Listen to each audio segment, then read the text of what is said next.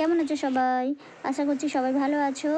আমিও ভালো আছি। আর আজকে দেখো চলে এসেছি একদম দুপুরবেলা বলা চলে, আমার রান্না হয়ে গিয়েছে। আর এখানে দেখো কি করছি, আমি টমেটোমের খোসা ছাড়াচ্ছি। টমেটোগুলো আগে কী করেছি বলো তো, ভেজে নিয়েছি একটু তেল দিয়ে, একটু রসুন আর টমেটোটা ভেজে নিয়েছি। কেন বলো তো, এই টমেটোগুলোর সস বানাবো আমি, সেই কারণে ভেজে নিয়েছি অল্প তেল দিয়ে। আর রসুনটাও ভেজে নিয়েছি, মানে সুযোগের সদ্ব্যবহার করে ফেললাম। আমরা মেয়েরাই পারি এরকম সুযোগের সদ্ব্যবহার করতে, তাই না? এখন তো জানো টমেটোর দাম কতটা কমে গেছে, 10 টাকা 15 টাকায় টমেটো পাওয়া যাচ্ছে বড় বড়। ছোটো ছোটোগুলো একটু 10 টাকা করে, আর একটু বড়োটা 15 টাকা করে। তা নিয়েছিলাম বাড়ির সামনে থেকেই, 15 টাকা করে দিয়েছিল, নিয়েছিলাম একদম 2 কিলো। আর সেইগুলোই এখন কী করবো বলো তো, সস বানিয়ে রেখে দেবো, কারণ এই সময়তেই টমেটোগুলো একটু সস্তায় পাওয়া যাচ্ছে। আর এই সস্তায় মানে একটু সুযোগের, সেই জন্য সদ্ব্যবহার করে ফেললাম। কি তোমরাও কে এরকম সুযোগের সদ্ব্যবহার করছো আমাকে একটু বলো। আমি প্রতি বছরই করি, যখনই দেখি টমেটোর দামটা একটু কমে যায় না, তখন তো দেখি আমার গাছেও হয়। সেই কারণে কি টমেটোগুলো কিনে এরকম সস আর চাটনি বানিয়ে রেখে দিই আমি। আর এদিকে যে দেখো, এখানে দেখো চিলি চিকেন দেখছো, কী ভাবছো সস দেওয়া? মোটেই না, এটাও কিন্তু ওই টমেটো দিয়েই করা। আর নিজের মতো করে করেছি টমেটো দিয়ে, আর পেঁয়াজ একদম কুচি কুচি করে করেছি, বড় বড় করে পেঁয়াজ রাখিয়ে নিয়ে। ওই যে বললাম না, এখন সুযোগের সদ্ব্যবহার করছি, যেহেতু টমেটোর দামটা কম, তাই কোনো রকম সস না দিয়ে টমেটোই বেশি করে দিয়ে চিলি চিকেনটা বানাচ্ছি। মানে নিজের মতো করে যেভাবে আমরা রান্না করতে পারি, সবসময় যে মানে নিয়ম অনুযায়ী মেনে রান্না করতে হবে এরকম আমি করি না। আমার যেটা মনে হয়, যখন যে ধরনের মনে হয়, আমি সেই ধরনের মতো করে নিজের মতো করে রান্না করে খাওয়াই। ভালো হয়েছে, আর খারাপ হয়নি। আর আমার বরমশাই তো এরকম চিলি চিকেন, বরমশাই ছেলে সবাই ভালোবাসে, মানে আমিও খুব ভালোবাসি। মানে ও দোকানের স্টাইলে চিলি চিকেন না বানিয়ে না, এইভাবে বানিয়ে করলে খুব ভালোই বাসে। একটু টমেটো বেশি করে দিয়েছি, পেঁয়াজ দিয়েছি বেশি করে, আর একটু মিষ্টি দিয়েছি, যেহেতু টমেটোটা একটু মিষ্টি না দিলে টক বেশি থাকবে, তাই একটু মিষ্টি দিয়েছি। নিজের মতো করে বানিয়ে নিয়েছি, মানে সস আমি ব্যবহার করিনি, একটুও সস দিইনি আমি, ওভাবেই বানিয়েছি। এই যে দেখো টমেটোমের খোসা দেখতে পাচ্ছ, ভর্তি টমেটোর খোসা। এগুলো তো ছোটো ছোটো করে কেটেছিলাম, এটার খোসাটা ছাড়াইনি, গোটাই পেঁয়াজের সাথে কষিয়ে নিয়েছিলাম।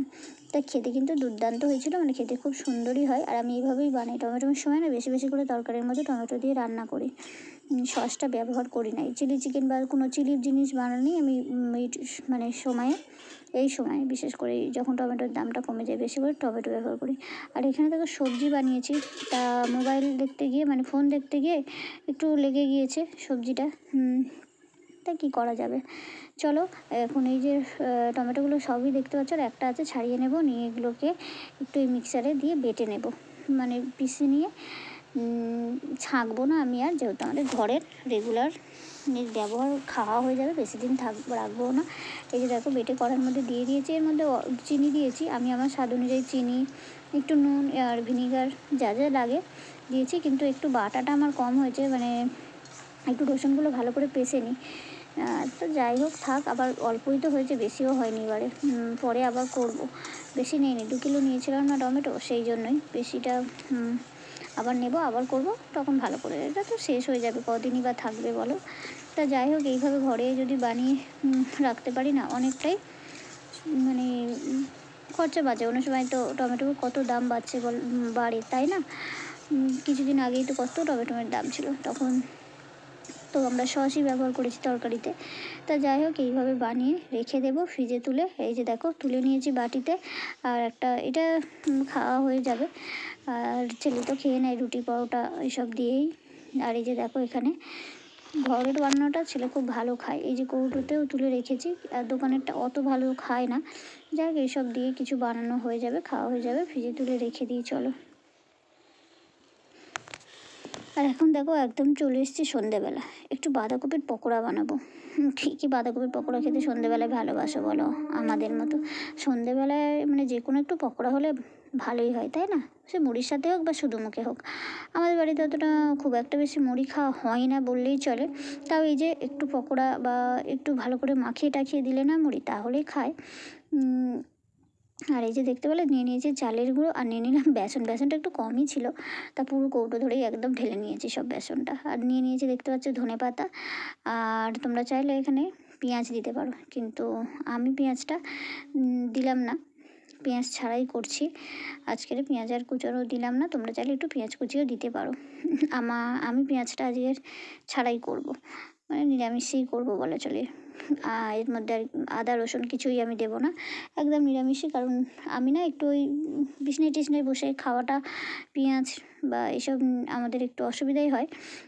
আর এখানে দেখো একটু মশলা দিয়ে দিয়েছি, ভাজা মশলা আর নুন হলুদ যা লাগে দিয়ে দিলাম, আর ধনে পাতা বেশ অল্প কিছু দিয়েই সন্ধ্যেবেলা টিফিনে একটু বানানো নিয়ে দরকার কিছু, সেই জন্য দেখো বানিয়ে নিচ্ছি। আর এখন দেখো 2-4টে চিনির দানা ফেলে দিচ্ছি, খেতে কিন্তু খুব সুন্দর হয়, মানে স্বাদটাই দারুণ হয়ে যায়। যে চিনির দানাটা দিলাম, খেতে খুব সুন্দর হয়। আমি তো এরকম যে কোনো তরকারিতে দেখবে দিলে একটু স্বাদটাও খুব সুন্দর হয়, খেতেও খুব সুন্দর লাগে, তা আমি ব্যবহার করি, তোমরা চাইলে নাও দিতে পারো।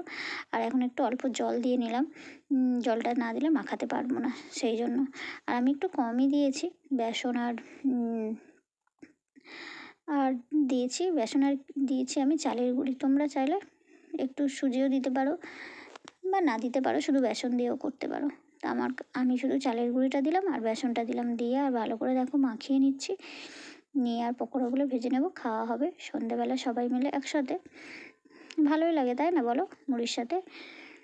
চলো এখন ভালো করে আমি মাখিয়ে নিই।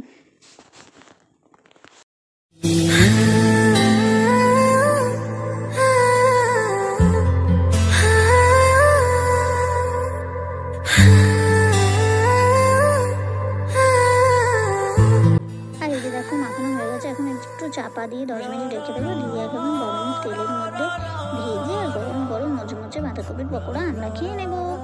চলো এখন কিছুক্ষণের জন্য রেখে দিই চাপা দিয়ে।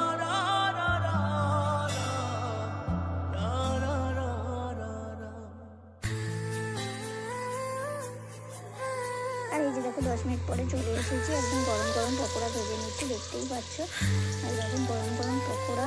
আর যদি মুড়ি হয়তো ভালোই লাগে, আমাদের অতটা মুড়ি বললাম তো আগে যে অতটা বেশি খাওয়া হয় না, এমনি শুধু একটু গরম গরম পকোড়া আর চা আমি খাবো, ছেলে একটু মুড়ি খাবে। তো চলো এখন পকোড়াগুলো ভেজে নিই। দেখতে হচ্ছে একটু লাল লাল কড়া করেই ভাজবো প্রথমটা, কেন কিনা ছেলে আমার একটু কড়া কড়া খেতেই ভালোবাসে, সেই জন্য। যে কোনো জিনিস লুচিও কড়া খেতে পছন্দ করে, রুটিও বলে কড়া কড়া কড়া কড়া। ও হয়েছে সেই আমার মায়ের মতো কড়া কড়া চাই, আমার মাও এখন মাছ ভাজা কড়া কড়া, লুচি কড়া কড়া, রুটি কড়া কড়া এরকম খাওয়া চাই। ও হয়েছে সেই ওর দিদার মতো সব কিছু কড়া কড়া চাই। যে দেখতে পেয়েছো দিয়ে দিয়েছি। আর এই যে এখন উল্টে দেবো আস্তে আস্তে করে, আর এখন একটু বাকি আছে তাই একটু পরে উল্টাবো।